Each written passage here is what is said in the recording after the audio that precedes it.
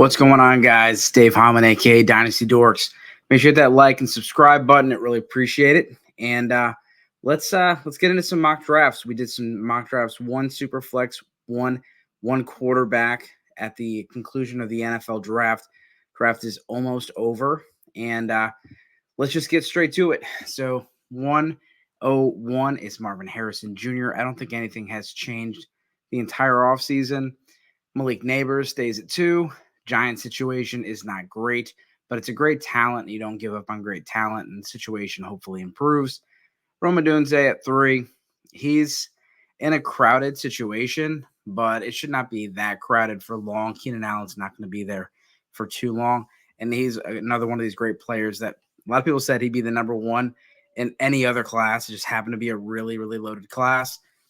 Brock Bowers, position that's hard to find, an elite talent at a position it's hard to find. You got to move him up the board. Ladd McConkey, he's the number one probably. Then the Los Angeles Chargers right now, they got Brennan Rice in the draft. They also got Josh Palmer and Quentin Johnston. So McConkey goes there a little early, but that's where McConkey goes. So his stock has gone up. Xavier Worthy goes to Chiefs. Stock was up a little bit.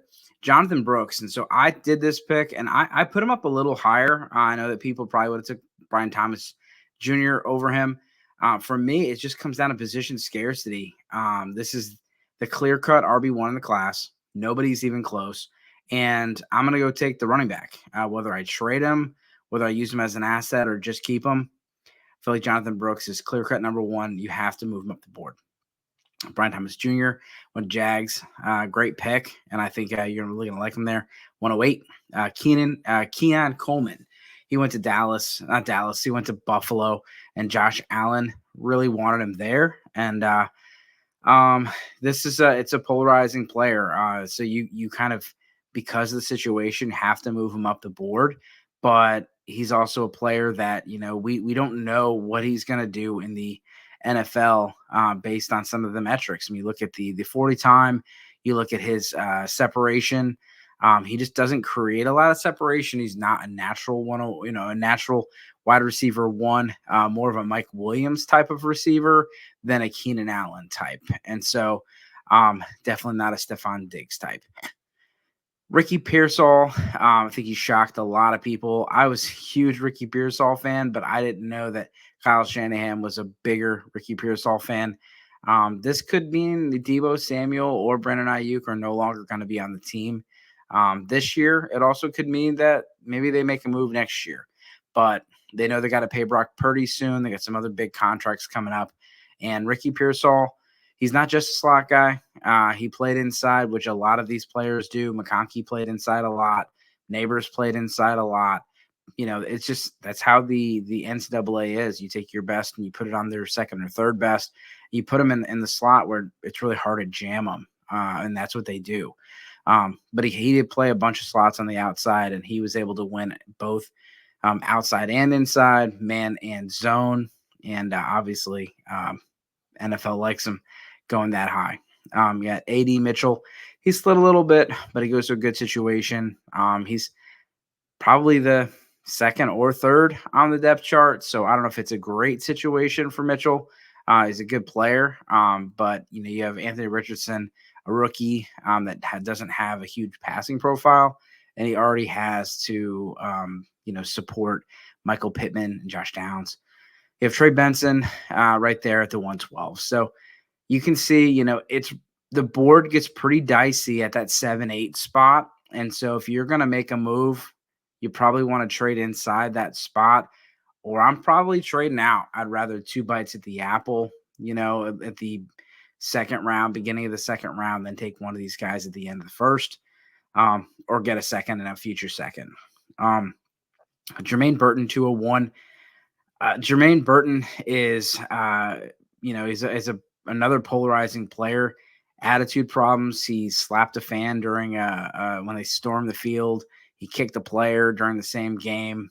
He's just had some maturity issues, and you've seen it. It's literally on the field, but it's kind of off the field issues.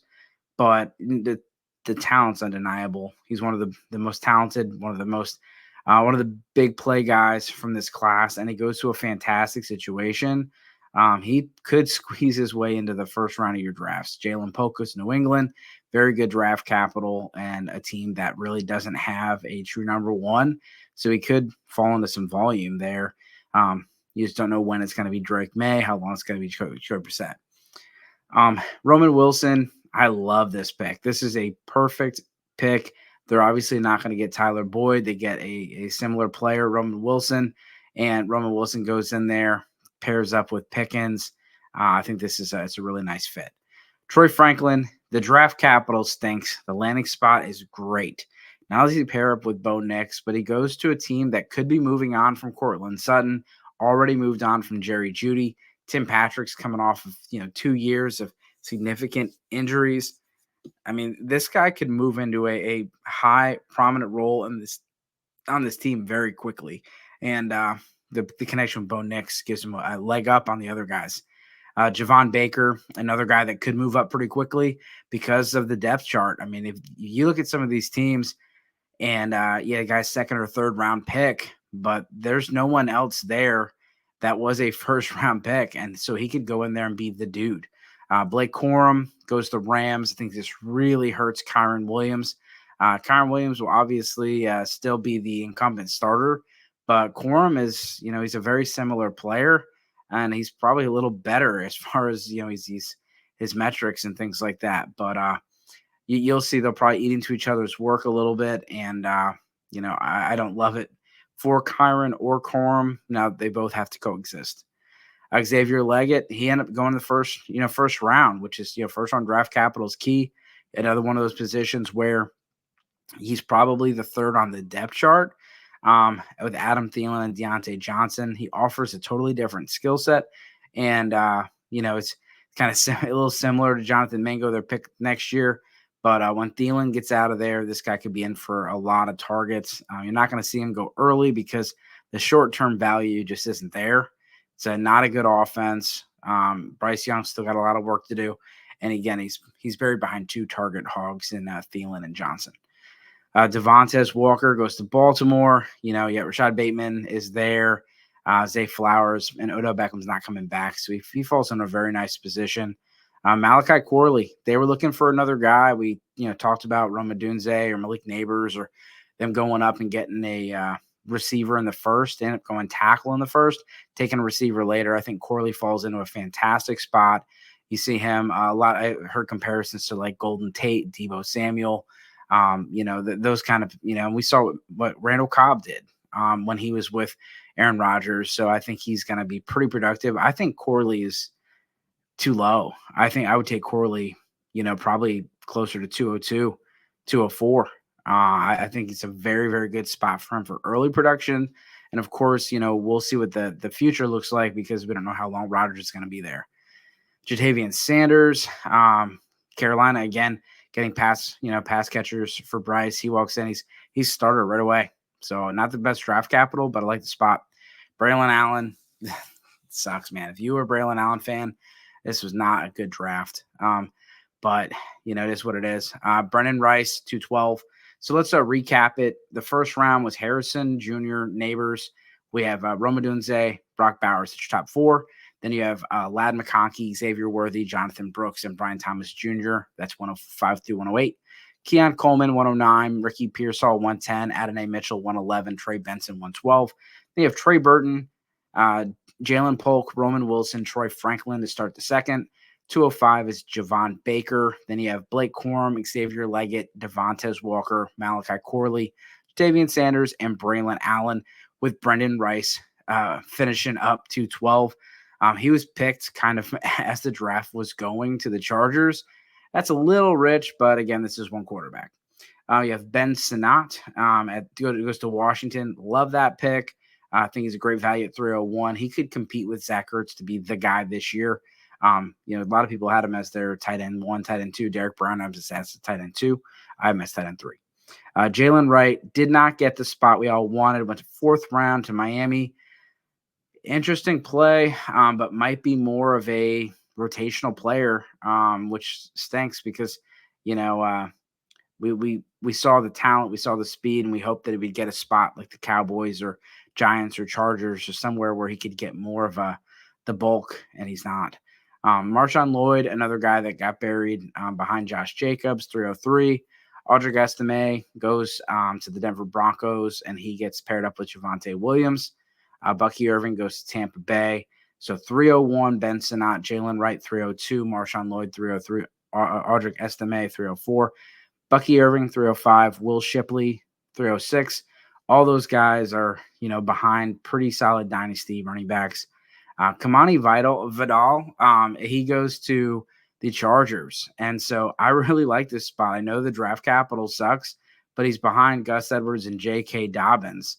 And so, I think he's got a spot to get on the field.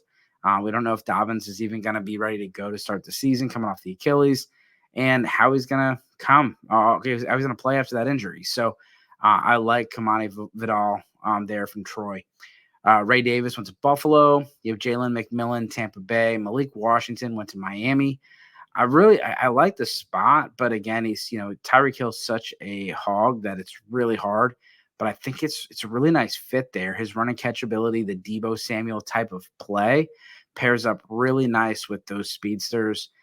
So he can do all of the underneath and all the dirty stuff and the jet sweeps and things like that while those guys are taking the top off of defense. Luke McCaffrey goes to Washington. It's a solid fit there. He's still learning how to play the receiver position as a converted quarterback.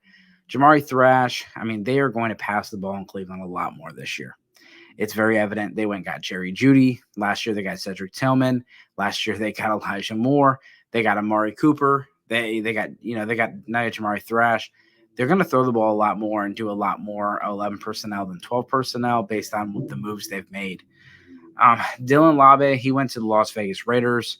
Isaac Guerrero went to the Niners. Jaheim Bell goes there. He's not been drafted yet unless he got drafted while I wasn't paying attention. Michael Pratt just went to the Packers. Jason McClellan, he goes off the board here. They have Theo Johnson, Cade Stover, Tyrone Tracy.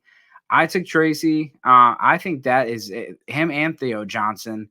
That Giants offense is up for grabs. It's a crappy offense, but for these, deep stashes, Tracy could end up being a number one or number two running back on that team. Theo Johnson, if Darren Waller retires, it's going to be Daniel Bellinger and Theo Johnson. Like, very good opportunities here for guys that you're taking dart throws on in the fourth round. Tanner McLaughlin, he's, Daniel Jeremiah's tight end too. He goes here late in the draft. He also went seventh round. Isaiah Davis, the Jets apparently are just like hoarding running backs. Eric All, kind of a long-term fit there in Cincinnati. I like McLaughlin, who also went to Cincinnati. And I think he could be someone that has some, he's a converted receiver. I think he could do some stuff early. He's got Mike Gesicki in front of him, but with no Tyler Boyd, and Jermaine Burton's, as a rookie, you could see, you've seen tight ends thrive in this offense. You have Dallin Holker and then AJ Barner to finish it up. So again, this is a top-heavy draft. I would trade all my thirds to get up into the second round. I would try to get into the top 6 or 7 picks of the first round. And I know it's not sexy, but if you get stuck there and, the third round and you don't know who you want to pick, start grabbing picks from next year. Like, if you can get someone to give you a second round pick for next year, always take the round difference, because there's a lot of dart throws and there's just not a lot of screaming values. So a lot of these guys went to really, really crowded rooms, whether it's running back, tight end, or receiver. And, it's tough. One thing, it's one quarterback, but nobody took any quarterbacks. And so I definitely am reconsidering my picks here. I was doing 2 drafts at the same time. Jaden Daniels and Caleb Williams deserve to be picked, and they were not in this. And so that's my bad for taking those guys. But those are, third round, fourth round. Yeah, those are solid players that went to very good situations. So remember, make sure you guys subscribe. If you have any questions, please drop them in the chat. I appreciate you checking in. And as always, good luck this season.